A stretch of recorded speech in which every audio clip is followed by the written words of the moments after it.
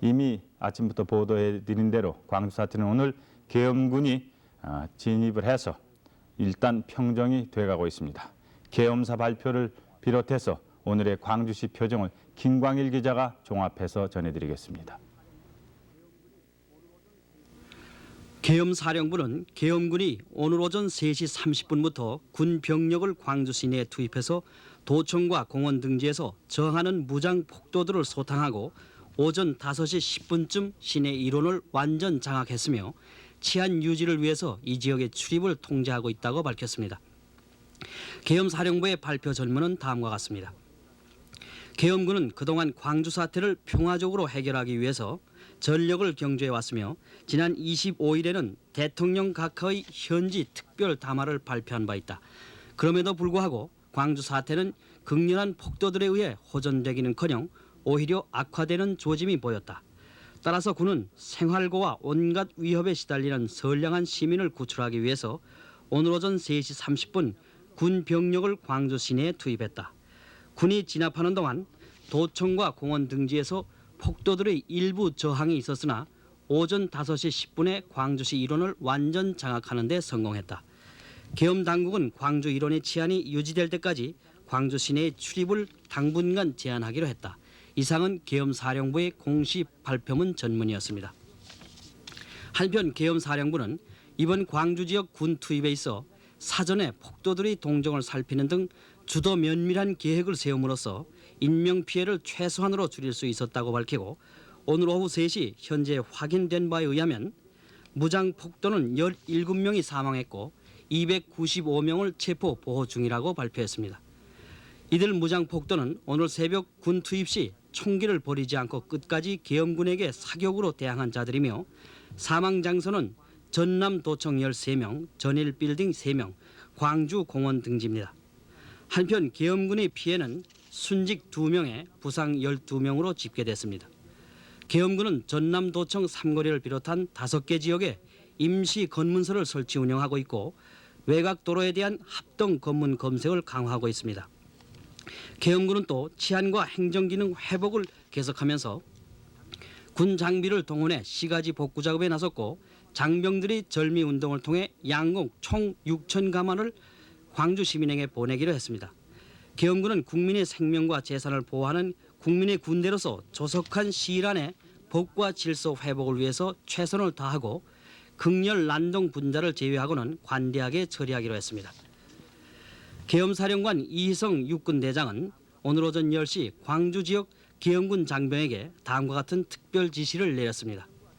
계엄사령관 특별 지시, 국민의 생명과 재산을 보호하는 국민의 군대로서의 사명을 다할 것, 선량한 시민의 피해가 없도록 보호하고 조속히 법과 질서를 회복하여 민생 안정을 기할 수 있도록 최선을 다할 것, 경찰과 지방행정기관 그리고 애국적 시민들의 안정회복 활동을 적극적으로 지원할 것, 현재 체포된 자 중에서 극렬 난동 분자를 신속히 가려내고 기타는 과감하게 관대한 처리를 할 것.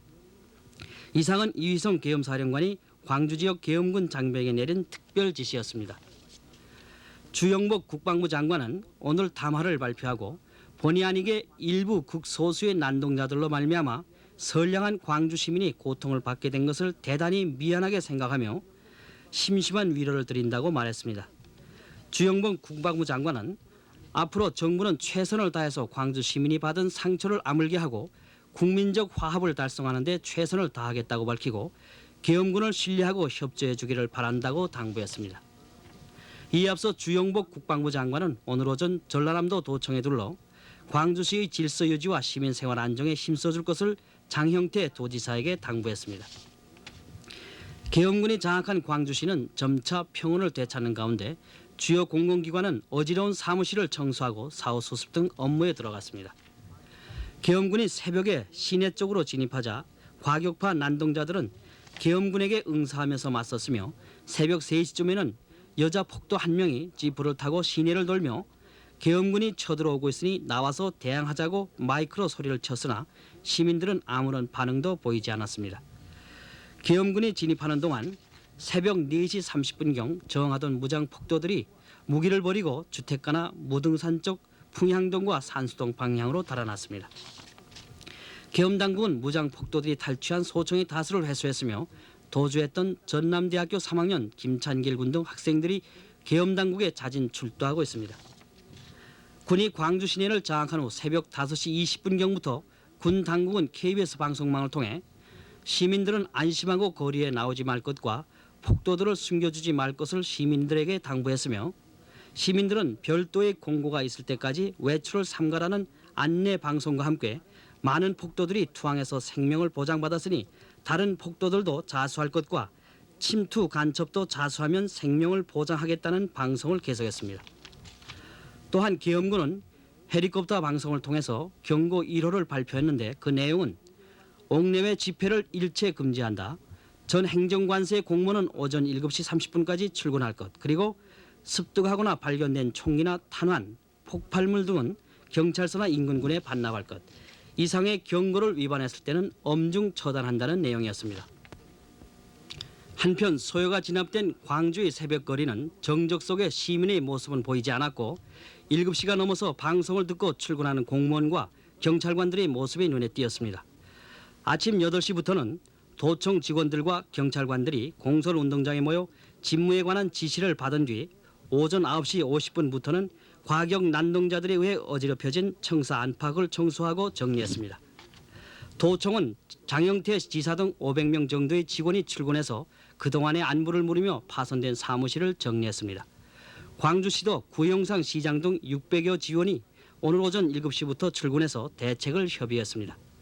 광주시는 종합대책본부와 구호, 의료, 교통, 재정, 방역, 생필품 등 6개 대책반을 편성해서 사후 수습에 나섰으며 도경도 50여 명의 직원이 나와 통신망을 복구하고 광주서와 18개 파출소, 서부서와 14개 파출소도 문을 열었습니다.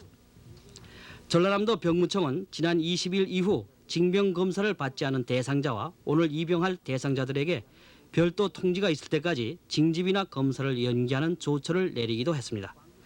또 전남도청과 시내 중심가에는 광주시청 소독차가 방역 작업에 나선 모습도 보였습니다. 그리고 새벽 3시부터 불통됐던 시내 전화도 8시부터 통화가 이루어졌습니다.